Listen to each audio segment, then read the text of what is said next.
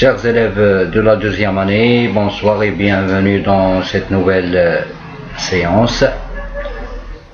C'est une séance durant laquelle on va faire la correction de la compréhension du texte plus les exercices d'orthographe. On commence tout d'abord par la compréhension.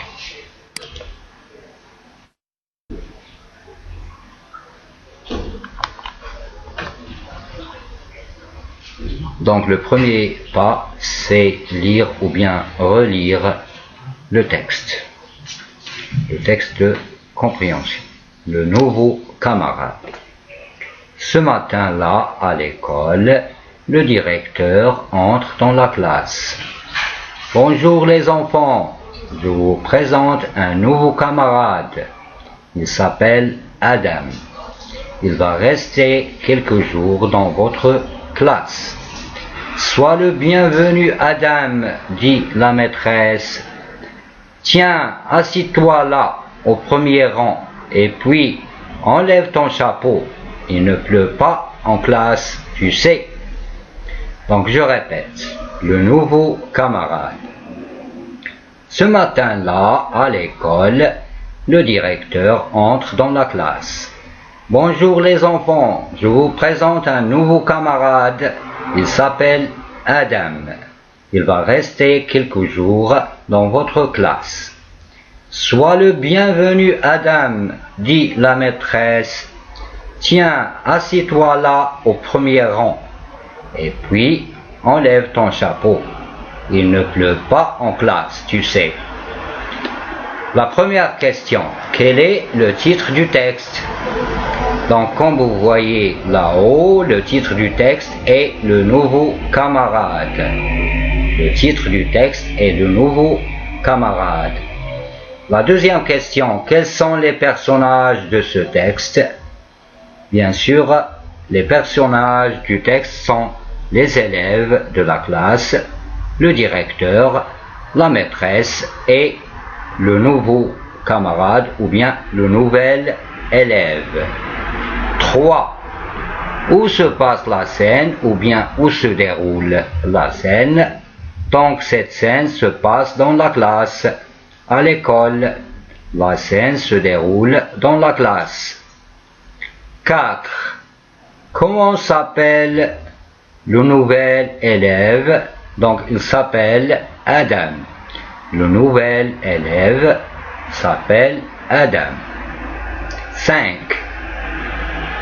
Vous montrez une règle de l'école du texte. Donc, dans le texte, il y a une règle de l'école. Donc, la règle de l'école qui est présente dans le texte, il faut enlever le chapeau en classe.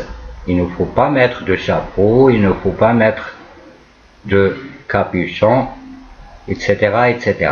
Donc, il faut enlever, il faut poser son chapeau par terre ou bien sur la table et ne pas le mettre sur la tête.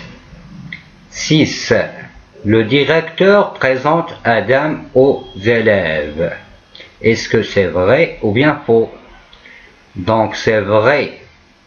C'est le directeur qui présente Adam aux élèves. La deuxième partie, la maîtresse demande à Adam de porter son chapeau. Est-ce que c'est vrai ou bien faux? Bien sûr, c'est faux. Au contraire, la maîtresse demande à Adam de poser son chapeau ou bien d'enlever son chapeau. La partie 3, Adam s'assoit au deuxième rang.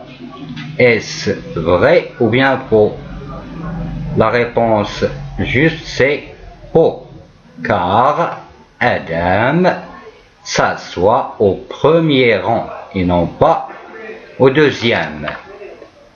Maintenant, on passe immédiatement à l'orthographe. Le premier exercice entoure les lettres qui font le son I ou bien I. On a le réveil, un camion, une famille, aboyer. Regardons le premier mot, réveil. Quelles sont les lettres qui font le son Y? Bien sûr, c'est IL. Donc, j'entoure IL. Le deuxième mot, un camion. Un camion. Donc, j'ai entouré le son, ou bien la lettre I. Donc, la lettre qui fait le son Y, ou bien I, c'est la lettre I. Une famille. Une famille. On a le son I ici. Donc, les lettres qui font ce son sont I plus les deux L. Les deux L ne se prononcent pas. Donc, j'ai entouré I-L-L. Aboyer, c'est un verbe. Donc, le son Y, c'est la lettre Y qui le fait, ou bien qui le forme, donc qui le constitue. Donc, j'entoure Y. Le deuxième exercice, je vais compléter les mots ou bien l'espace par les lettres suivantes. On a CC, culon, culon U, C, K ou bien CH. Donc le premier mot, un kiwi, un kiwi. Le deuxième mot, le coq, le coq. Donc la lettre utilisée, c'est un culon. La chorale, et non pas la chorale. Donc le CH se prononce que. Donc la chorale, c'est un groupe de musiciens, ou bien c'est un groupe de chanteurs qui répètent les répliques ou bien les chansons. Un cartable. Donc, je complète le mot par la lettre C. 4. J'utilise culon U. Accord. Je dois utiliser bien sûr les deux C. Donc, la lettre C, elle est doublée. Accord. Donc, la lettre C est accentuée. Le troisième exercice, mets ces mots au pluriel. Un marteau, c'est singulier, c'est masculin singulier. Remarquez bien le déterminant, on a un marteau sans S, sans X. Donc le pluriel, je change un, il devient les ou bien des. Et marteau, j'ajoute X. Pourquoi j'ajoute X et non pas S? Car c'est un mot qui se termine par E-A-U. Le livre, c'est singulier, c'est masculin. Donc le pluriel, les, des livres. Les livres, il se termine par S. Car à la fin, on a une consonne et une voyelle. Donc, le signe du pluriel, c'est S. Un prix. Un prix. Regardez bien la terminaison, c'est X. Donc, au pluriel, le mot ne va pas changer. Ce qui change, c'est le déterminant. Un devient les ou bien des, mais prix, il est inchangeable. Le tuyau. Le tuyau. Regardez bien, le mot se termine par AU. Donc le pluriel c'est les ou bien des tuyaux. La terminaison c'est X, car on a AU. Donc tuyau, noyau, il se termine par X. Un tapis. Au masculin singulier, on a le S. Et le S au pluriel, il ne change pas. Ce qui change, bien sûr, ce sont les déterminants. Donc, un devient les, des et tapis ne change pas. Donc, La règle en général, c'est pour mettre un mot au pluriel, il faut ajouter soit S, soit X. Mais les mots qui se terminent au singulier par S, X ou bien Z, ils ne changent pas au pluriel.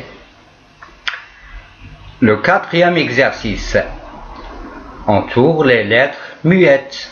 Qu'est-ce que ça veut dire les lettres muettes? Les lettres muettes, ce sont les lettres qui ne s'entendent pas à l'oral. Donc le rang. Est-ce qu'on prononce, ou bien est-ce qu'on prononce le G? On ne prononce pas le G. Donc G, c'est une lettre muette. Grand. Le D n'est pas prononcé, donc il est muette. Je dois l'entourer. Donc j'entoure G et j'entoure D. Le repos. Est-ce que vous entendez S?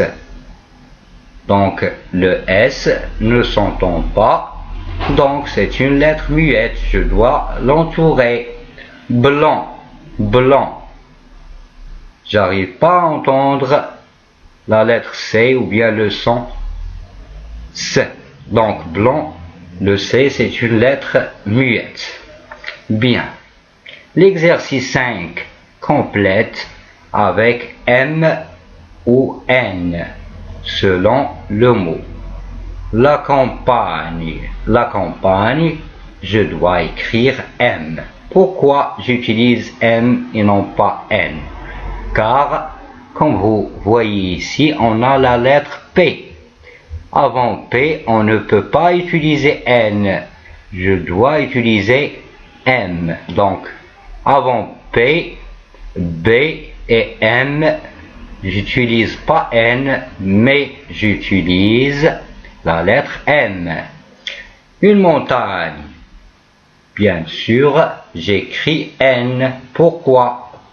Il y a l'absence de M, B et P. On a la lettre T. Donc, automatiquement, je dois utiliser la lettre N. Simple. C'est pas simple, mais simple. Pourquoi? Car il y a P.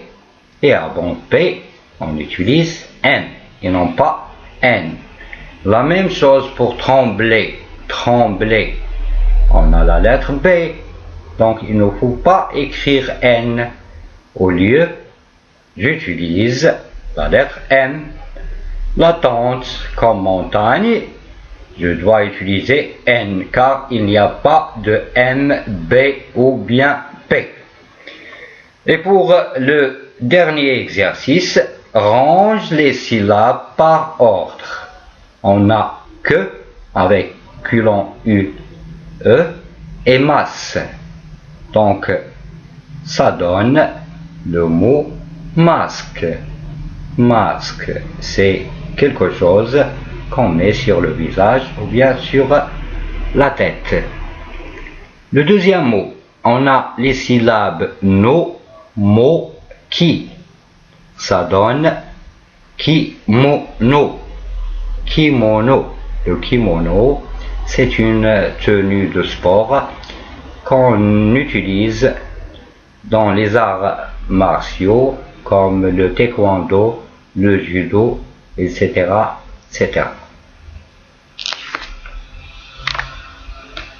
Mes chers élèves, j'espère que vous avez bien compris cette correction. Donc, merci pour votre attention. Prenez soin de vous et à la prochaine, Inch'Allah.